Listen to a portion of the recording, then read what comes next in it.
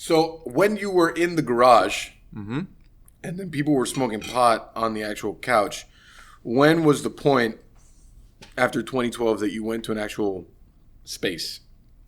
So it was about a year or so, and my coolers gave out because it was summertime and I'm in the garage and there's no AC. That's like the worst. And my goats kept getting out of their fence. They were not baby goats anymore. They were big goats, and they were getting horny. And we all know what horny boy goats are like. I don't need to I don't have explain that much that. interaction with goats, but I could only imagine. I'm sure you can. Yeah. So I don't even need to go there. But so the goats kept getting out, and the coolers were starting to break down, and my roommates, who are my dear friends, they had enough with me and the apprentices and the dough, and I think the septic tank was filling up, and they blamed that on me too because apparently we were pooping too much. And could have happened. It's possible. I'm not saying that it. I know you're for not sure denying it wasn't. it, Yeah, but you're not accepting it either. I mean, we don't know.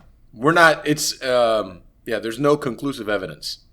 And coincidentally, my roommate, dear friend Kevin, love you, brother, got was it chikungunya, some kind of rare disease that might have been connected to the feces, but the point of the story is, man, it was time to go. Everyone Everyone has their cycle, and after 1 year, because it grew so fast, man. It grew so fast. I started at the farmer's market, and I was just this hipping-looking guy with I used to wear suspenders, and I had a fedora. I mean, I was all up in the drama, and I'd come with fresh bread, and it was really romantic, and I loved being a cartoon character. I just had so much fun telling that story.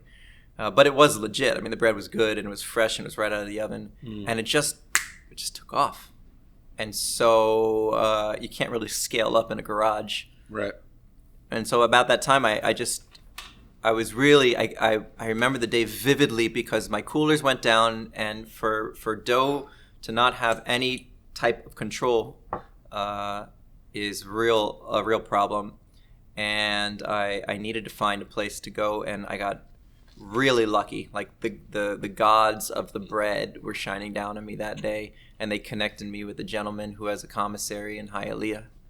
And I called him, and I was there the next day. Like I transferred the over. motherland, Hialeah. Yeah, providing for everyone at all times. Deep in it, right near Red, White, and Blue. And this gentleman, do we name names on this podcast? Of course. No, I don't want to name names. All right. This gentleman let me in, and he really saved us. Like really. By giving, he happened to have a stone oven, like a 3-deck. It was a piece of crap, but it worked. Right. Stone oven, and I baked there for almost 2 years, doing the night bakes and going to Red, White, and Blue, and that was it. The commissary out in Hialeah, and then once we outgrew that place, that's when I took the big leap into Wynwood and got my own retail. 2 years.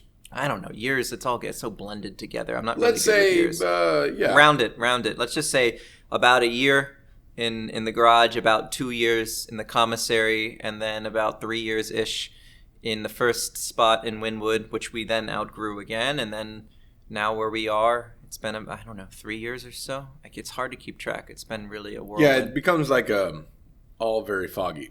A lot's happened since then. Life happens. Tell me about it, man. Yeah, life happens. We should have a drink on that one. Yeah.